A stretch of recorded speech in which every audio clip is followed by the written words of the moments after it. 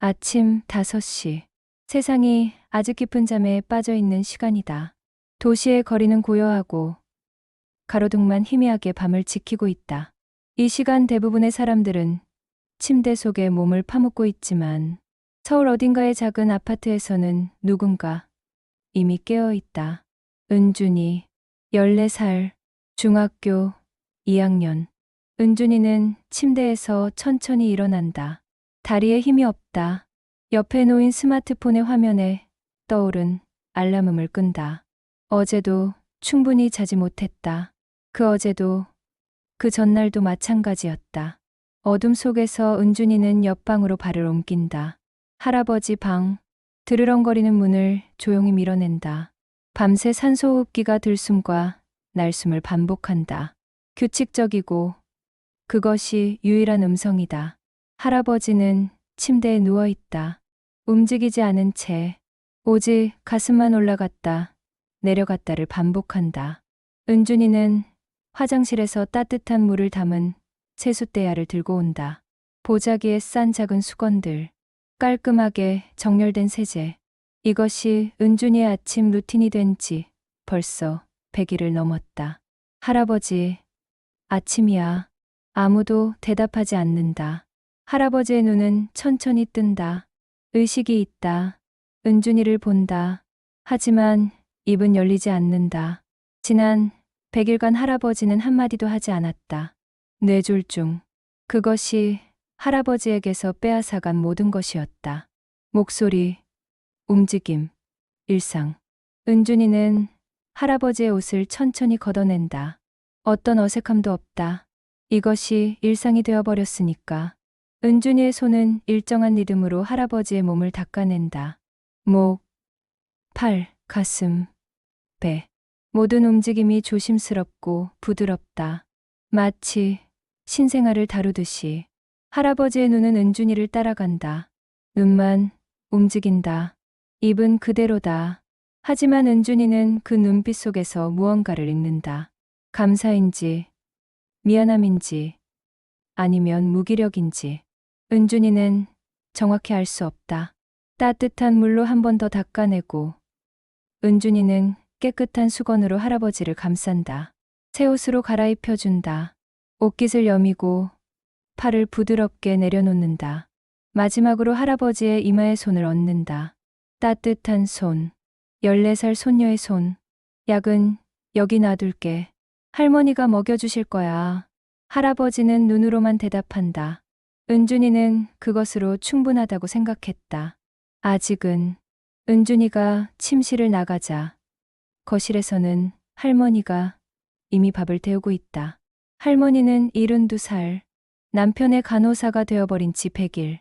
할머니의 손도 떨린다. 단순한 떨림이 아니다. 과로와 스트레스의 떨림이다.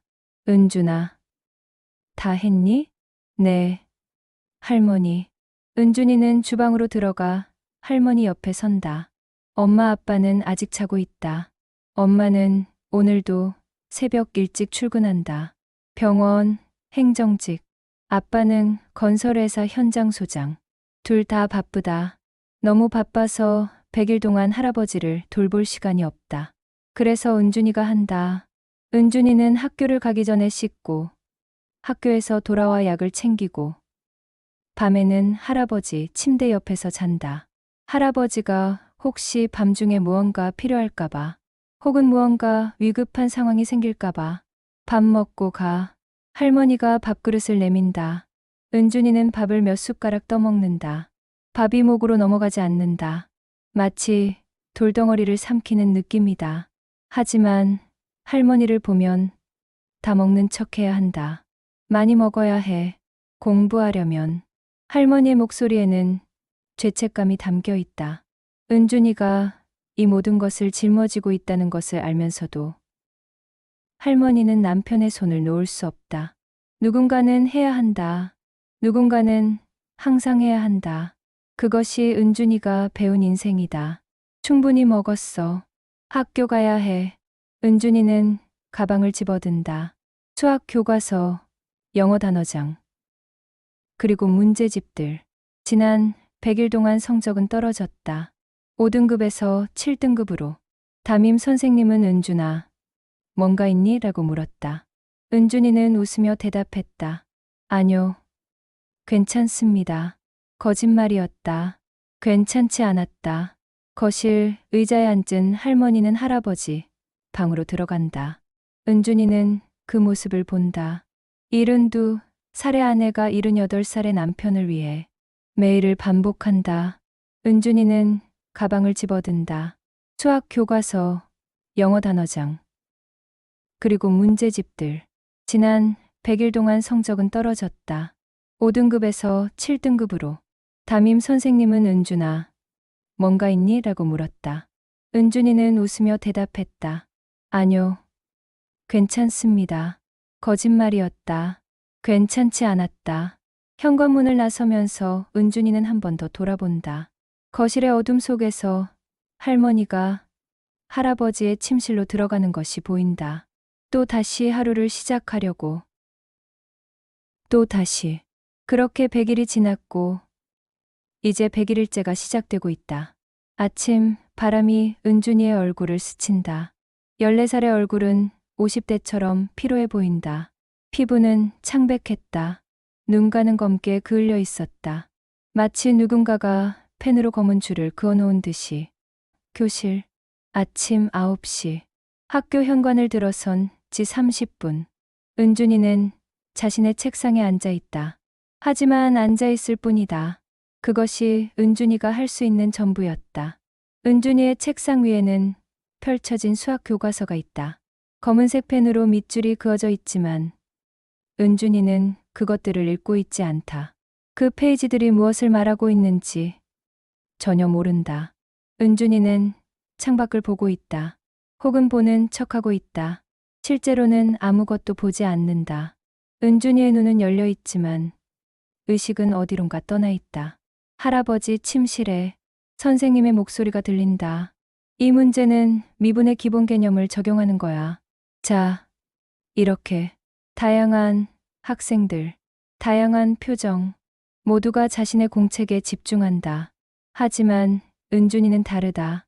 어젯밤 은준이는 할아버지 침대 옆 의자에 앉아 있었다. 의자는 불편했다. 등받이가 없었다. 은준이는 1시간마다 자세를 바꿨다. 2시간에 한 번 깬다. 할아버지가 괜찮은지 확인하려고. 혹은 자신도 모르게 깬다. 불안감 때문에. 그 불안감이 아직도 은준이 몸에 남아있다. 교실에서도. 교실은 안전한 장소지만 은준이는 불안하다. 혹시 할아버지에게 무언가 생기지 않을까? 혹시 할머니가 도움을 청하려고 전화하지 않을까? 휴대폰이 주머니에 있다. 울리지 않고 있다. 하지만 울릴 수도 있다. 언제든 울릴 수 있다. 그 가능성이 은준이를 수업에 집중하지 못하게 한다. 수학 선생님은 칠판에 복잡한 공식들을 그려나간다. 그부들은 노트에 열심히 적는다. 하지만 은준이의 손은 움직이지 않는다. 어젯밤 은준이는 할아버지 침대 옆 의자에 앉아 있었다. 의자는 불편했다. 등받이가 없었다. 은준이는 1시간마다 자세를 바꿨다. 2시간에 한 번 깬다. 할아버지가 괜찮은지 확인하려고. 혹은 자신도 모르게 깬다. 불안감 때문에. 새벽 3시에 은준이는 깼다.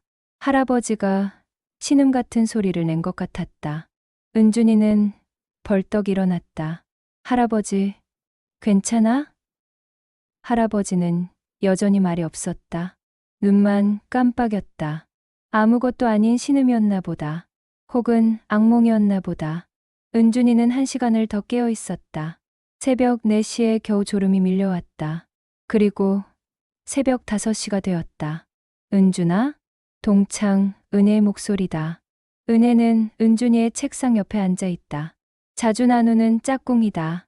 은혜는 손가락으로 은준이를 툭 친다. 뭐해? 선생님이 너한테 물었어.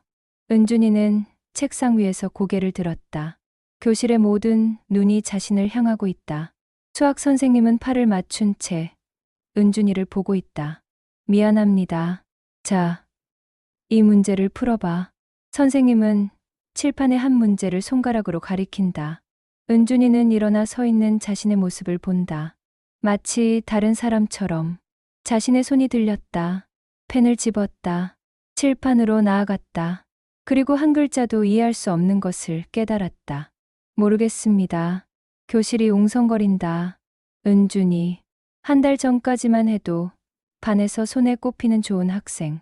이제는 수학 문제 하나를 풀지 못한다. 선생님의 표정이 부드러워진다. 설마 은준이가 모를 리가. 아니다. 은준이는 정말 모른다. 그럼 앉아. 은준이는 책상으로 돌아온다. 은혜가 작게 속삭인다. 요즘 뭐 있어?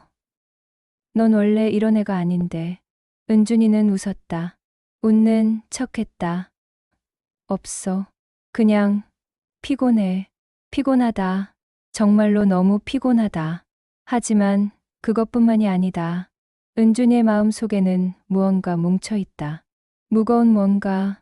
이름을 지어주자면 책임감이라고 할 수 있을까? 아니면 죄책감? 은준이는 자신도 잘 모른다. 점심시간. 은준이는 식당에 가지 않는다. 학교 옥상에 간다. 아무도 없는 곳. 은준이는 도시락을 들고 왔다. 할머니가 싸주신 밥. 은준이는 그것을 몇 숟가락 먹다가 그만둔다. 역시 목으로 넘어가지 않는다. 은준이는 다리를 펴고 앉는다. 하늘을 본다. 맑은 하늘. 어딘가 부조화롭다. 세상이 이렇게 맑은데 은준이의 내부는 왜 이렇게 어두울까? 휴대폰이 울린다. 엄마로부터의 전화다. 은준이는 응답한다. 여보세요? 은준아? 할머니한테 연락이 안 돼. 할아버지는 괜찮아? 할아버지. 엄마는 할아버지의 상태는 묻지 않는다. 대신 전화가 안 된다는 것을 묻는다. 이것도 은준이의 책임 리스트에 추가된다. 할아버지, 할머니의 연락 여부 확인. 괜찮을 거예요. 내가 확인해 볼게요. 고마워. 너 밥 잘 먹고 있지? 네.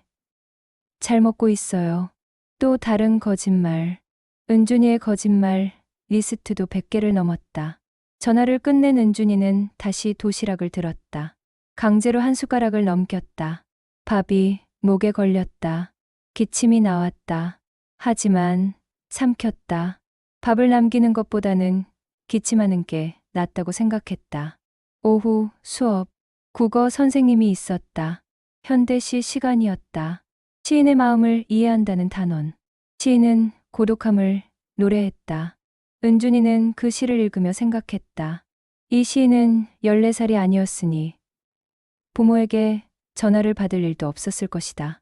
그래서 조금 더 순수하게 고독할 수 있었을 것이다.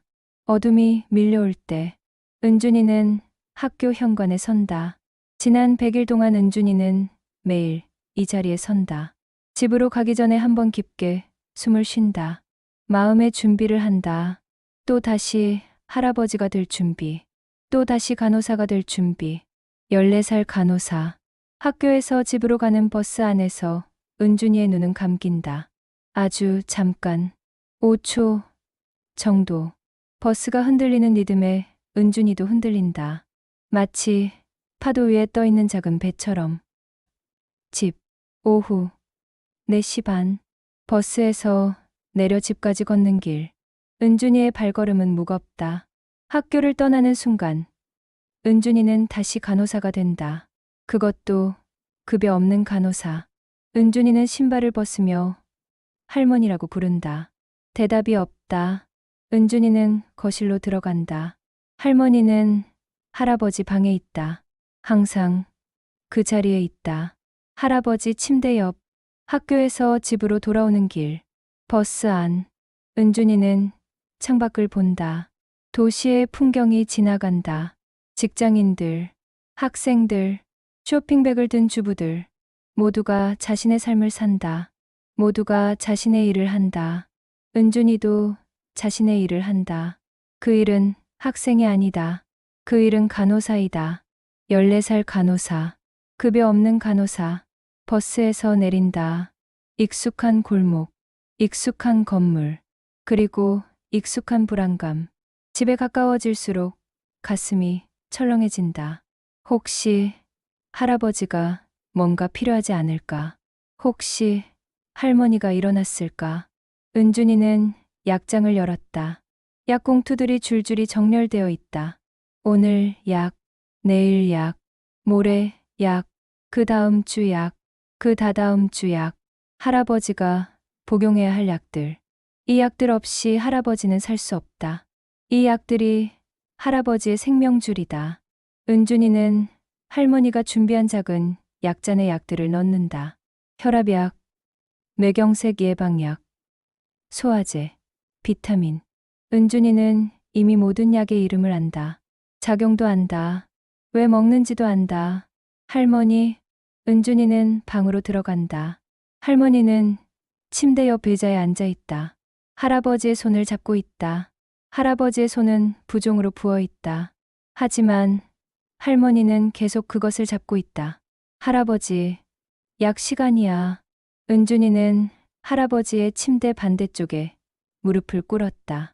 헤드를 올려주고 약잔에서 약 한두 개씩 꺼내 할아버지의 입에 넣는다. 할아버지는 삼킨다. 목이 움직인다. 그것만이 할아버지의 유일한 움직임이다. 잘했어, 할아버지. 은준이는 자신도 모르게 그렇게 말했다.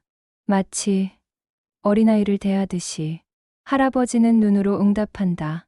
그리고 눈빛이 흔들린다. 물기가 맺힌다. 할아버지는 눈물을 흘린다. 자신의 손녀가 자신을 아이처럼 대하는 것을 보며 할아버지는 눈물을 흘린다. 은준이는 그것을 본다. 하지만 말하지 않는다. 그냥 계속 약을 먹여준다. 할아버지의 눈에서 눈물이 흘러내린다. 할아버지의 입으로 약이 들어간다. 할머니는 조용히 옆에 앉아 있다. 약을 다 먹인 후 은준이는 할아버지의 손을 닦아낸다. 젖은 수건으로 부드럽게. 다 했어. 이제 쉬세요. 은준이가 나오자 할머니가 따라 나온다. 거실로. 할머니의 눈도 빨갛다. 할머니가 말한다. 은준아, 고마워. 그 말이 은준이에게는 가장 무거운 말이다. 고마움. 그 단어는 은준이를 조금 더 무겁게 만든다. 감사는 책임을 부르고, 책임은 의무를 부르고, 의무는 그 아래 깔린 절망을 부른다. 은준이는 웃는 척했다. 괜찮아요, 할머니. 할머니는 주방으로 들어간다. 저녁을 준비하려고. 할머니의 손은 떨린다. 식칼을 들었을 때도, 냄비를 옮길 때도. 은준이는 그것을 본다. 은준이는 할머니 옆으로 간다. 제가 할게요. 은준이가 식칼을 들었다. 당근을 썬다. 얇게, 규칙적으로, 마치 로봇이 하듯이. 은준아, 너까지. 할머니의 목이 메인다. 은준이는 계속 당근을 썬다. 말하지 않는다. 할 말이 없다. 혹은 할 말이 너무 많아서 어디서 시작해야 할지 모른다. 저녁은 침묵 속에서 먹어진다. 엄마는 아직 일을 하고 있다. 아빠는 현장에서 돌아오지 않았다. 식탁에는 은준이와 할머니만 있다. 그리고 갈비탕 냄비. 은준아, 너 요즘 학교에서 잘 지내고 있어? 할머니가 조심스럽게 묻는다. 네, 괜찮습니다. 또 거짓말. 은준이의 거짓말 카운트는 101번을 넘었다. 성적도? 괜찮습니다. 할머니는 더 이상 묻지 않는다. 할머니도 은준이가 거짓말을 하고 있다는 것을 안다. 하지만 더 이상 캘 수 없다. 왜냐하면 이 모든 것이 자신의 책임이기 때문이다. 할머니는 조용히 밥을 떠먹는다. 밤이 온다. 은준이는 할아버지 방에 의자를 끌어다 놓는다. 침대 옆.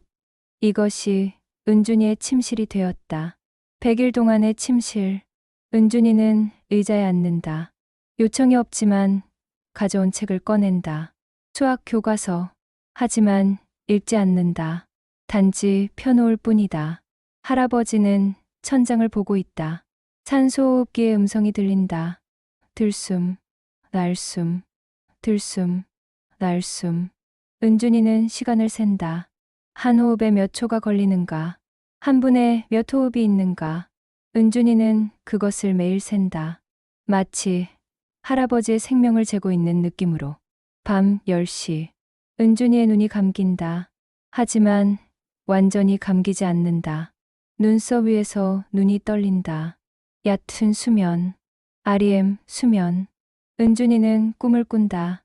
할아버지가 일어나서 은준아라고 부르는 꿈을. 은준이는 그 소리를 들으려고 자지 않는 것 같다. 자면서도 동시에 깨어 있다. 밤 1시. 할아버지가 신음을 낸다. 은준이는 벌떡 일어난다. 하지만 할아버지는 계속 천장을 본다. 신음이 아니었을까? 아니다. 신음이 맞다. 작지만 확실한 신음. 은준이는 할아버지의 상태를 확인한다. 얼굴에 땀이 난다. 열이 나나? 은준이는 손등을 할아버지의 이마에 댄다. 따뜻하다. 하지만 위험한 정도의 열은 아니다. 은준이는 수건을 물에 적시어 할아버지의 이마에 올려놓는다. 할아버지, 괜찮아요? 할아버지는 눈빛만 움직인다. 대답이 없다. 은준이는 다시 의자에 앉는다. 다시 깨어있는 상태로 기다린다. 언제 또 신음이 나올지 모르니까. 언제 또 무언가 일어날지 모르니까. 밤 3시. 은준이는 깼다. 의자에서 몸이 미끄러졌다. 또 자고 있다가 깼다. 은준이는 자신의 상태를 확인한다. 괜찮은가? 할아버지는 여전히 천장을 본다. 여전히 호흡한다. 은준이는 다시 앉는다. 새벽 5시. 울렸다. 알람. 또 다시 새날이 시작된다. 은준이는 몸을 일으킨다. 의자에서 쓰러질 것 같은 기분이지만 일어난다. 할아버지, 아침이야. 할아버지의 눈이 뜬다. 은준이는 화장실로 간다. 3주가 더 지났다. 총 4개월. 120일. 100일이라는 시간은 길다. 하지만 120일은 더 길다. 단순한 산술의 문제가 아니다. 시간이 지날수록 은준이의 몸과 마음의 피로는 기하급수적으로 늘어난다. 은준이의 눈 밑에는 검은 그림자가 지워지지 않았다. 그것은 마치 문신처럼 보였다. 14살의 얼굴인데 마치 40살 같다. 아니다. 50살 같다. 더 이상 나이로 표현할 수 없는 피로가 얼굴에 새겨져 있다. 학교에서 은준이는 더 이상 학생이 아니다. 그냥 몸이 학교에 있는 것일 뿐이다. 정신은 다른 곳에 있다. 할아버지 침대 옆에 항상 그 자리에 있다. 성적은 더 떨어졌다. 7등급에서 9등급으로. 담임 선생님은 은준이를 상담실로 부른다. 은준아, 뭔가 심각한 거 있는 거 아니야? 은준이는 눈을 내려뜬다. 거짓말을 하려고 했다. 하지만 할 수 없었다. 아마 이번엔 진실이 나올 것 같았다. 할아버지가 뇌졸중으로 쓰러지셨어요. 저희 엄마 아빠가 일로 바빠서 제가 돌봐야 해요. 선생님의 표정이 변한다. 동정. 그 표정이 은준이에게는 가장 증오하는 표정이 되어버렸다. 그래. 고생이 많네. 근데 선생님은 뭔가 말하려고 했다가 멈춘다. 결국 말했다. 부모님이나 학교 상담사한테 얘기해봐. 뭔가 지원할 수 있는 게 있을 거야. 은준이는 그렇게 될 리 없다는 것을 알았다. 지원할 수 있는 게 없다. 은준이는 그냥 계속해야 한다. 학교를 마치고 집에 가는 버스 안에서 은준이는 전화를 받는다. 할머니였다. 은준아, 할아버지가. 뭐요? 음식을 먹다가 자꾸 흘려. 힘들어해. 은준이는 버스에서 내렸다. 아직 집까지 15분이 더 가야 하지만 내렸다. 뛰었다. 뛰어서 집으로 갔다. 집에 도착했을 때 할아버지는 침대에 누워 있었다. 할머니가 할아버지의 입을 수건으로 닦고 있었다. 음식물이 묻어 있었다. 뭐해요? 은준이가 물었다. 음식을 제대로 못 삼켜. 막혔나 봐. 은준이는 할아버지를 본다. 할아버지의 눈은 두려워 보였다. 더 이상 말할 수 없다는 것, 움직일 수 없다는 것도 힘든데, 이제 먹는 것도 힘들어진다. 할아버지는 조금 더 깊은 침물 속으로 빠져가고 있었다. 은준이는 할아버지를 씻겨주기 시작했다. 따뜻한 물로 부드럽게 같은 손길, 매일 같은 손길. 하지만 이번엔 뭔가 달랐다. 할아버지의 몸이 더 무거워 보였다. 혹은 은준이의 팔이 더 약해졌나? 아니다. 은준이의 마음이 더 무거워졌다. 그런데 갑자기 은준이의 손이 멈췄다. 수건을 들었던 손이 공중에서 멈춘다. 왜? 왜 자기만 이렇게 해야 해? 왜 엄마는 출근해야 하고? 왜 아빠는 현장에 있어야 해? 왜 할머니는 이미 70살이고? 왜 은준이는 14살이면서 이 모든 것을 해야 해? 은준이의 손이 떨렸다. 할아버지, 은준이가 말했다. 할아버지, 할아버지는 은준이를 본다. 왜 깨어나지 않으세요? 침묵. 왜 이렇게만 누워만 있으세요? 왜 말을 안 하세요? 나 혼자 이래야 해요? 나 혼자. 은준이의 목소리가 떨렸다. 할머니는 72살이신데 매일 밤 할아버지 옆에서 자세요. 엄마는 일로 바쁘고 아빠도 일로 바빠요. 그래서 나한테 다 맡겨놨어요. 나는 14살인데 나는 학교 가야 하고 공부해야 하고 친구들 만나야 하는데 은준이의 눈에서 눈물이 흐른다. 왜 깨어나지 않으세요? 할아버지의 눈에 무언가 일렁인다. 물기, 많은 물기. 할아버지도 우는 것이다. 움직일 수 없지만 눈으로는 운다. 은준이의 울음, 할아버지의 울음. 침실 안에는 두 개의 울음이 있다. 할머니가 달려온다. 울음소리를 듣고 아들이 나온다. 딸이 나온다. 아내가 나온다. 모두가 침실 문 앞에 선다. 그 안에서 무슨 일이 일어나고 있는지 모르지만 뭔가 중요한 일이 일어나고 있다는 것은 느낀다. 그리고 할아버지는 울음을 터뜨린다. 목소리 없는 울음. 어깨가 떨린다. 침대 전체가 떨린다. 할아버지는 울고 있다. 은준이는 그것을 본다. 할아버지의 눈물을 본다. 그 순간 은준이의 분노는 모두 사라진다. 채다 터져나오지도 못하고 사라진다. 대신 남는 것은 무엇인가? 미안함인가? 죄책감인가? 아니면 연민인가? 은준이는 할아버지의 손을 잡는다. 떨리는 손을 잡는다. 미안해요. 할아버지. 은준이는 엎드린다. 할아버지의 침대에. 그리고 함께 운다. 함께 울음을 낸다. 14살의 눈물과 80살의 눈물이 섞인다. 할머니는 그것을 본다. 거실에서 은준이와 할아버지가 함께 우는 것을. 할머니도 울음을 터뜨린다.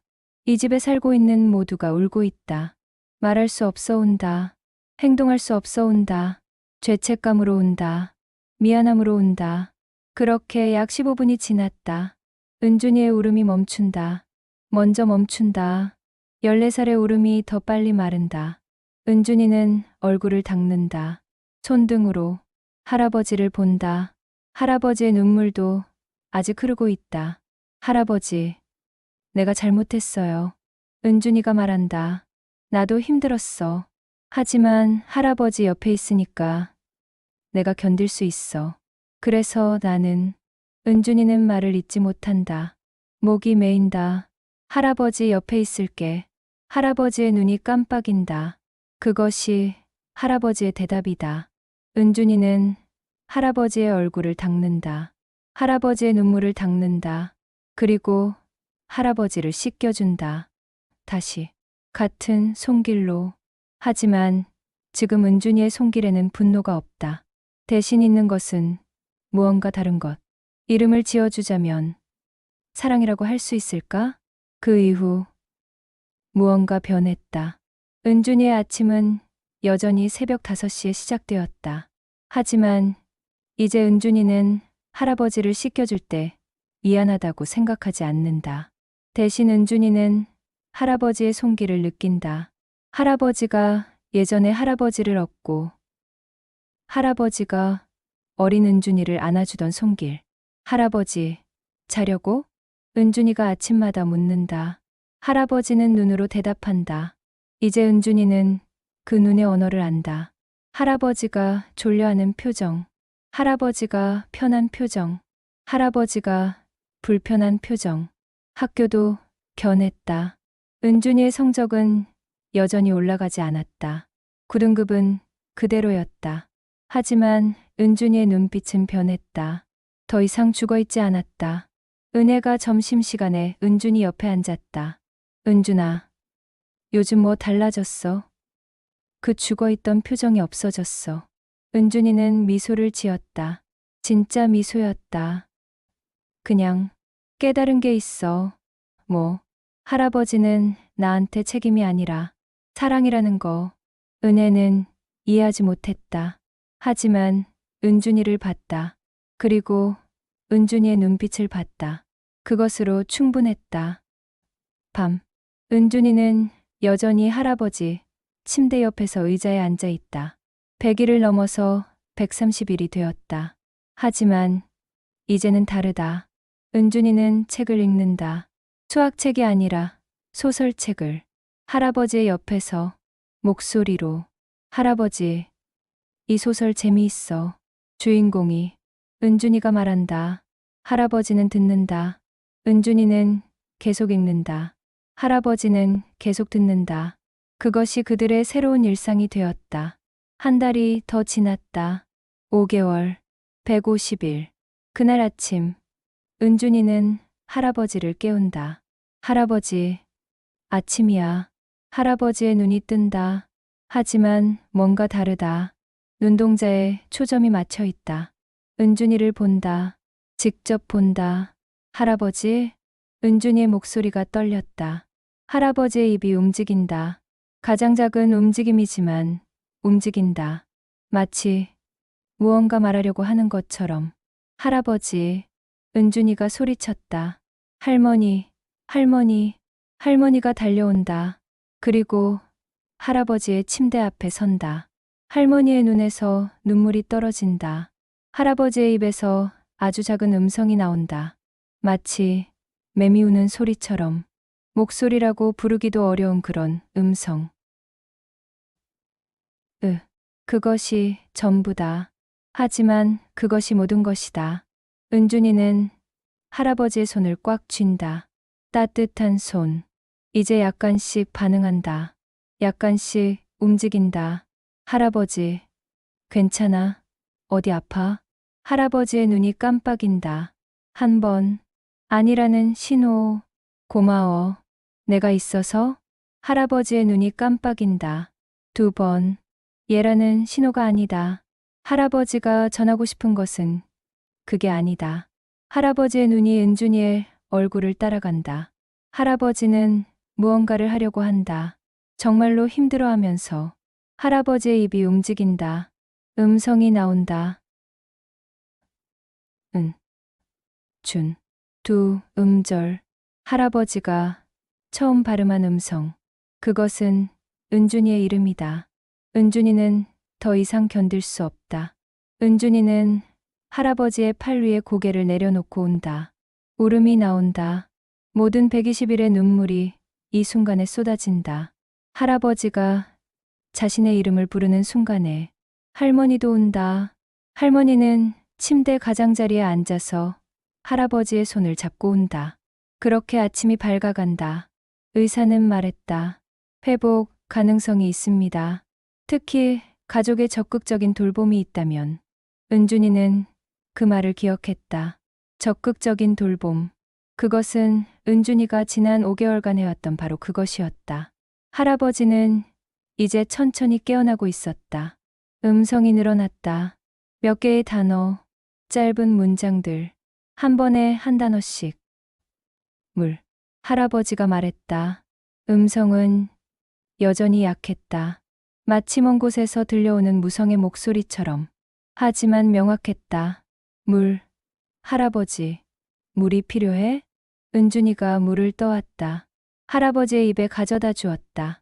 할아버지가 작은 입으로 물을 마신다. 능동적으로 마신다. 처음이었다. 잘했어, 할아버지. 은준이가 말했다. 할아버지의 눈이 반짝였다. 만족의 빛. 일주일이 지났다. 할아버지는 이제 몇 단어씩 더 말할 수 있었다. 따뜻하다. 좋다. 은준아. 짧은 문장들. 하지만 모두 할아버지가 의도적으로 발음한 것들. 할아버지는 되돌아오고 있었다. 천천히. 하지만 확실하게. 은준이의 학교 생활도 조금씩 변하기 시작했다. 담임 선생님이 은준이를 불렀다. 할아버지가 좋아지고 있다고 들었어. 잘 됐네. 은준이는 고개를 끄덕였다. 너도 이제 조금 숨 쉴 수 있겠네. 학교에 집중해봐. 성적도 올려보자. 네, 선생님. 하지만 은준이의 대답에는 변함이 없었다. 할아버지를 돌보는 것과 학교를 병행하는 것. 그것이 은준이의 삶이었다. 하지만 이제는 그것이 힘들지 않았다. 왜냐하면 은준이는 이미 깨달았기 때문이다. 이것이 사랑이라는 것을. 2주가 더 지났다. 할아버지는 이제 팔을 조금 들 수 있었다. 오른팔, 천천히, 하지만 능동적으로. 물리치료사가 왔다. 병원에서 파견한 물리치료사. 할아버지가 정말 잘하고 계신다. 이건 정말 기적이야. 이 정도 회복은 드물어. 치료사가 말했다. 특히 가족의 헌신이 있었을 때만 가능한 일이야. 치료사는 은준이를 봤다. 그리고 은준이의 나이를 묻고는 놀랐다. 14살. 이 정도 돌봄을? 은준이는 웃었다. 이제는 자연스러운 웃음이었다. 당연하지. 할아버지니까. 6개월이 되었다. 180일. 할아버지는 침대를 일어나 앉을 수 있게 되었다. 누군가의 도움이 필요했지만 스스로 일어날 수 있었다. 그리고 산소호흡기도 더 이상 필요 없었다. 정말 잘 됐다. 정말. 할머니가 반복해서 말했다. 할아버지의 음성도 이제 어느 정도 회복되었다. 여전히 약했지만 문장이 가능했다. 문장이 완성도 가능했다. 은준아, 할아버지가 부른다. 은준이는 할아버지 옆에 간다. 그 밤, 기억해? 넌 화냈어. 할아버지가 말한다. 천천히, 힘들어하면서. 할아버지, 그건. 은준이가 말을 꺼낸다. 미안해. 내가 너한테 너무 많은 짐을. 할아버지의 목이 메인다. 말이 끊긴다. 할아버지, 안 돼요. 내가 했던 말은 내가 잘못했어. 할아버지가 잘못한 게 아니에요. 은준이가 말했다. 나는 할아버지가 있어서 고마워. 정말로. 할아버지의 눈에서 눈물이 떨어진다. 이제는 의도적인 눈물이었다. 감정 조절이 된 눈물. 이것도 회복의 신호였다. 내가 깨어난 건 너 때문이야. 할아버지가 말했다. 너의 손. 내가 느꼈어. 매일 밤 너의 손. 따뜻했어. 은준이는 할아버지의 손을 잡는다. 지난 6개월간 수천 번 잡았던 손. 하지만 이번은 다르다. 이번엔 할아버지가 손으로 대답한다. 손가락에 힘을 주어 은준이의 손을 잡아주었다. 은준이는 학교를 다시 시작했다. 진짜로 할아버지가 깨어나면서 은준이의 마음도 깨어났다. 마치 봄이 오면 꽃이 피어나듯이 은준이의 얼굴에도 생기가 돌아왔다.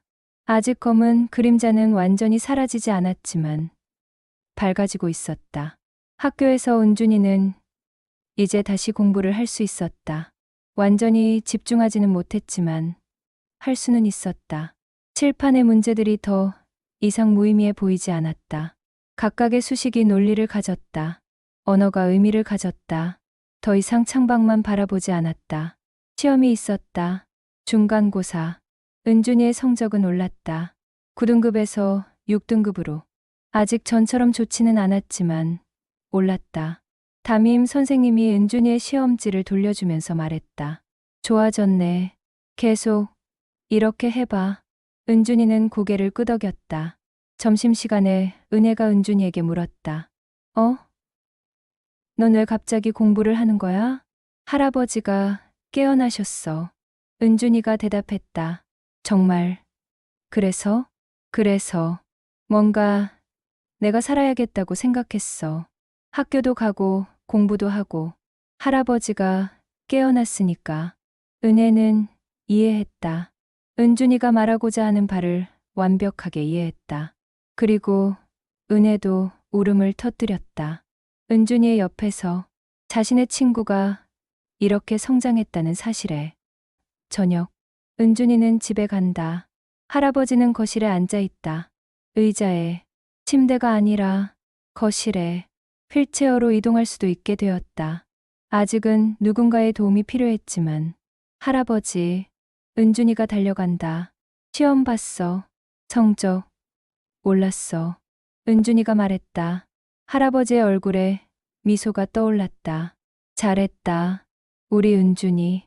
할아버지가 말했다. 말이 더 명확해졌다. 음성도 어느 정도 돌아왔다.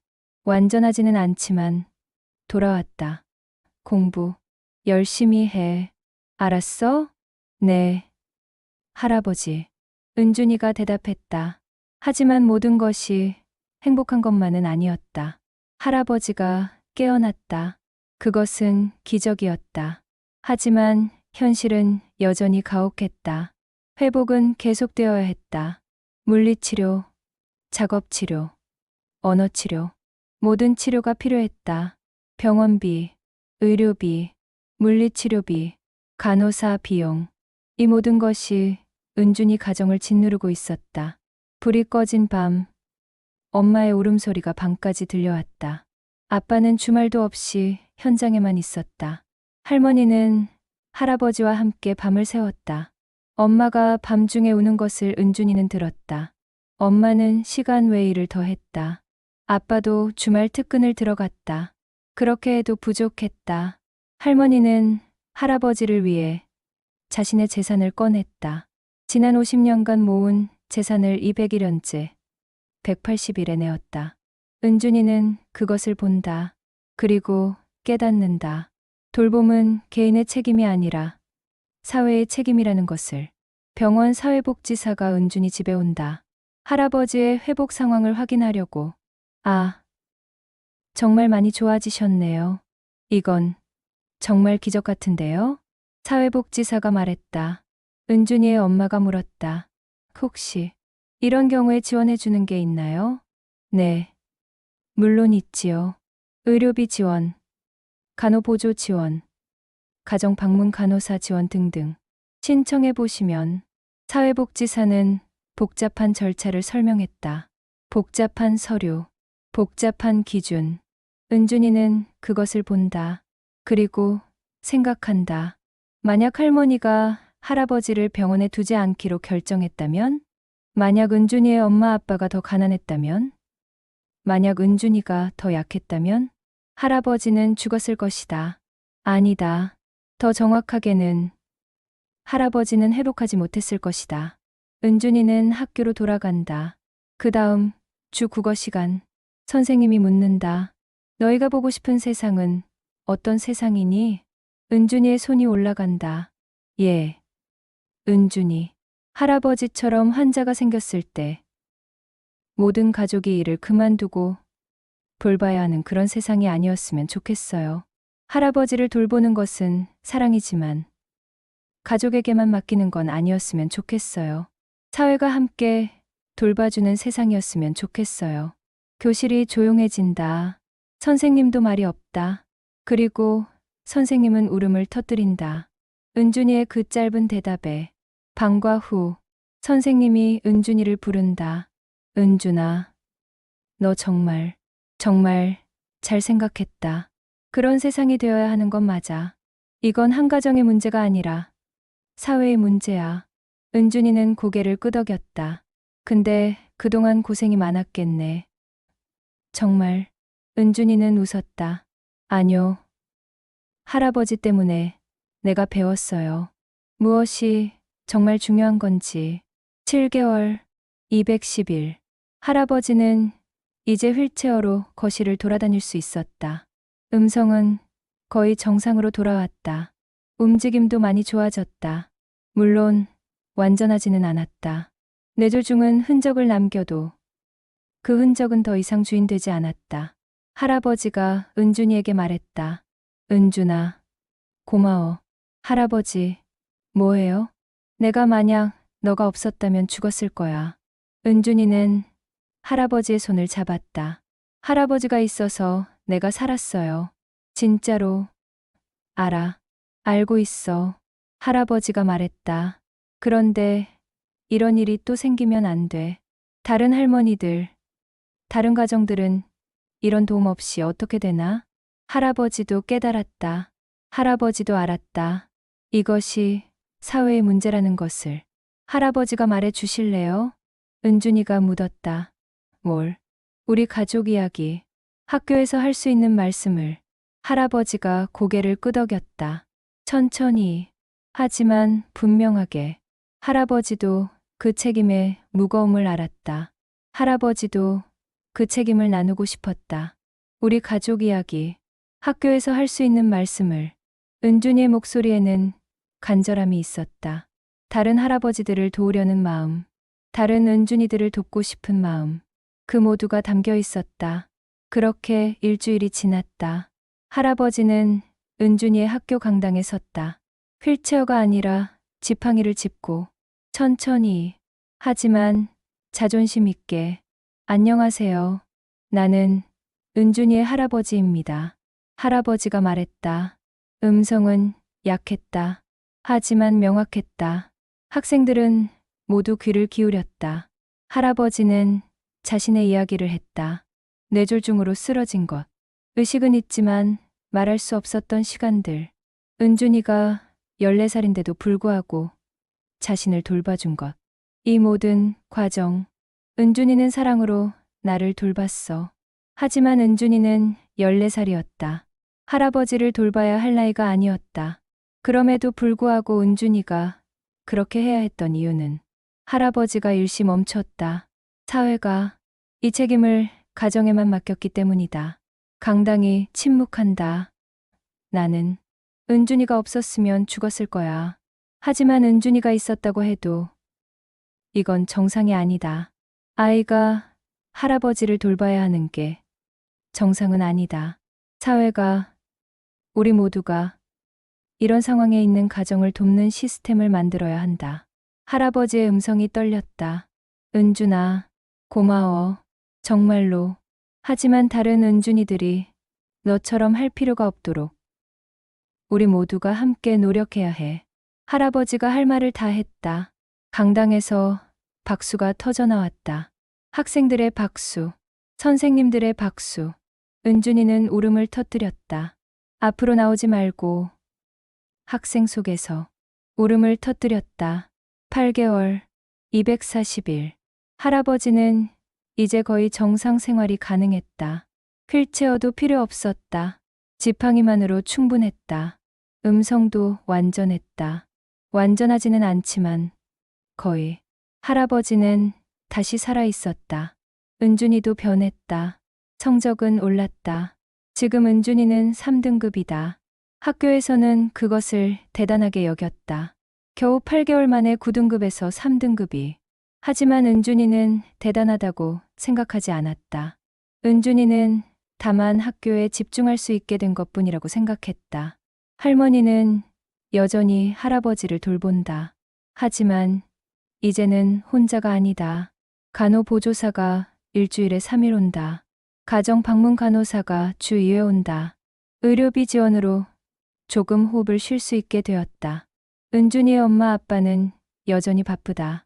하지만 주말만큼은 할아버지를 돌본다. 아빠는 할아버지와 거실에 앉아 이야기를 나눈다. 엄마는 할아버지를 위해 특별한 음식을 만든다. 가정이 다시 문을 닫으면 거기는 더 이상 아픔과 고통으로 가득한 곳이 아니었다. 대신 있는 것은 사랑이고 회복이고 희망이었다. 그날 저녁, 은준이는 할아버지와 함께 베란다에 앉아 있다. 할아버지, 근데 깨어나셨을 때 뭘 생각했어요? 은준이가 묻는다. 할아버지가 천천히 대답한다. 응. 처음엔 정말 깜깜했어. 내가 누군지도 모르고 어디인지도 모르고 어둠 속에 있는 기분이었어. 그럼 깨어난 건 왜예요? 너 때문이야. 너의 목소리, 너의 손길, 그것들이 나를 밖으로 나오게 했어. 마치 어둠 속의 등불처럼. 은준이는 할아버지의 손을 잡는다. 할아버지, 나도 처음엔 힘들었어요. 정말 힘들었어. 할아버지 때문에 내 인생이 끝난 줄 알았어요. 미안해. 할아버지가 말한다. 아니에요. 미안해하지 마세요. 왜냐하면 할아버지 때문에 나는 돌봄이 뭔지 알았거든요. 은준이가 말한다. 돌봄은 책임이 아니에요. 돌봄은 사랑이에요. 그리고 그 사랑은 아무도에게 강요할 수 없어요. 하지만 모두가 아플 수도 있으니까 모두가 돌봐줄 사회가 필요한 거예요. 할아버지는 은준이를 본다. 14살이 아니라 마치 40살의 지혜를 가진 사람처럼 보인다. 은준이는 이 경험을 통해 성장했다. 고통을 통해, 책임을 통해, 사랑을 통해. 그래, 넌 정말 멋진 아이야. 나의 손녀야. 할아버지가 말한다. 할아버지도 정말 멋진 할아버지예요. 내가 있어서 정말 행복해요. 은준이가 말한다. 베란다에 함께 앉은 시간. 그것은 그냥 시간이 아니었다. 그것은 한 가정의 변화를 상징하는 시간이었다. 할아버지는 말한다. 은준이는 듣는다. 때로는 대답한다. 때로는 웃는다. 때로는 운다. 하지만 이 모든 것이 자연스럽다. 100일 동안의 인위성이 사라지고 진정한 할아버지와 손녀의 관계가 돌아온 것이다. 할아버지는 은준이의 손을 잡는다. 그것은 이제 도움이 필요하기 때문이 아니다. 단지 함께하고 싶어서다. 할아버지, 나 고등학교 가면 뭘 하고 싶으신데요? 은준이가 묻는다. 너를 보고 싶어. 넌 뭘 하고 싶은데? 의사가 되고 싶어요. 할아버지 같은 사람들을 도우는 의사. 할아버지는 미소를 짓는다. 그것은 환한 미소다. 그래, 멋진 꿈이네. 할아버지는 너를 응원해. 그렇게 저녁이 밝아가고 밤이 온다. 은준이는 여전히 할아버지 옆 침실에서 잔다.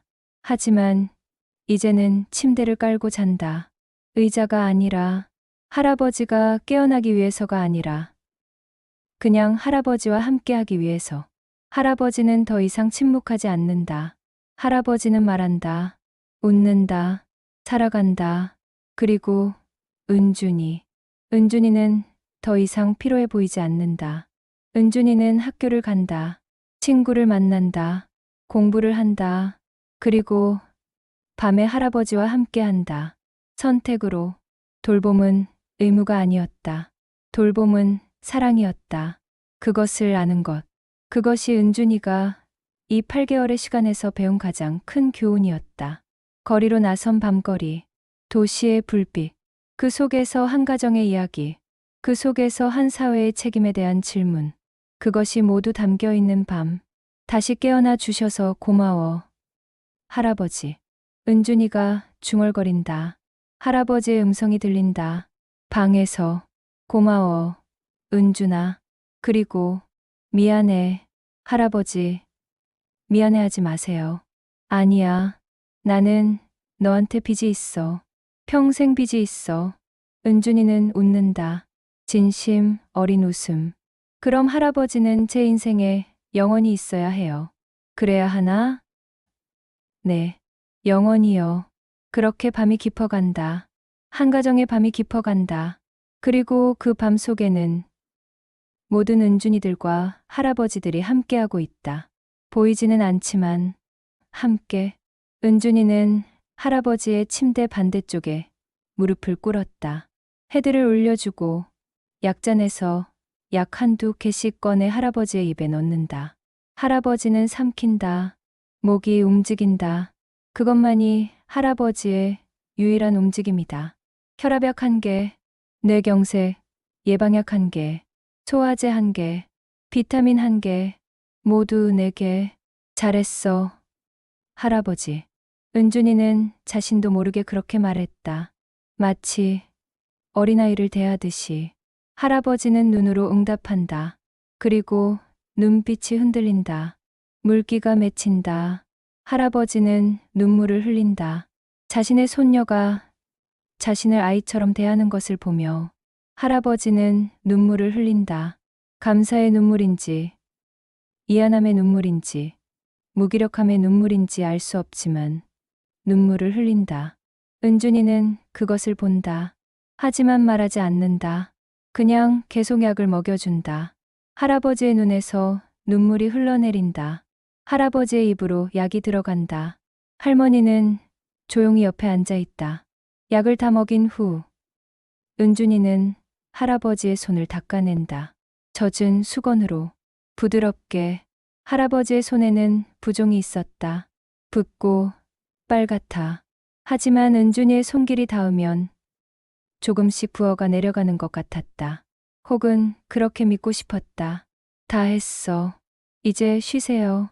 은준이가 나오자 할머니가 따라 나온다. 거실로. 할머니의 눈도 빨갛다. 할머니가 말한다. 은준아, 고마워. 그 말이 은준이에게는 가장 무거운 말이다. 고마움. 그 단어는 은준이를 조금 더 무겁게 만든다. 감사는 책임을 부르고, 책임은 의무를 부르고, 의무는 그 아래 깔린 절망을 부른다. 하지만 은준이는 웃으려고 한다. 웃는 척해야 한다. 은준이는 웃는 척했다. 괜찮아요, 할머니. 할머니는 주방으로 들어간다. 저녁을 준비하려고. 할머니의 손은 떨린다. 식칼을 들었을 때도, 냄비를 옮길 때도. 은준이는 그것을 본다. 은준이는 할머니 옆으로 간다. 제가 할게요. 은준이가 식칼을 들었다. 당근을 썬다. 얇게, 규칙적으로. 마치 로봇이 하듯이. 감정 없이. 감정을 둘 수 없었다. 은준아, 너까지. 할머니의 목이 메인다. 은준이는 계속 당근을 썬다. 말하지 않는다. 할 말이 없다. 혹은 할 말이 너무 많아서 어디서 시작해야 할지 모른다. 9개월, 270일. 할아버지는 이제 집에서 거의 정상 생활이 가능했다. 휠체어는 더 이상 필요 없었다. 지팡이도 가끔만 필요했다. 할아버지는 거실에서 신문을 읽을 수 있었다. 책을 펼칠 수 있었다.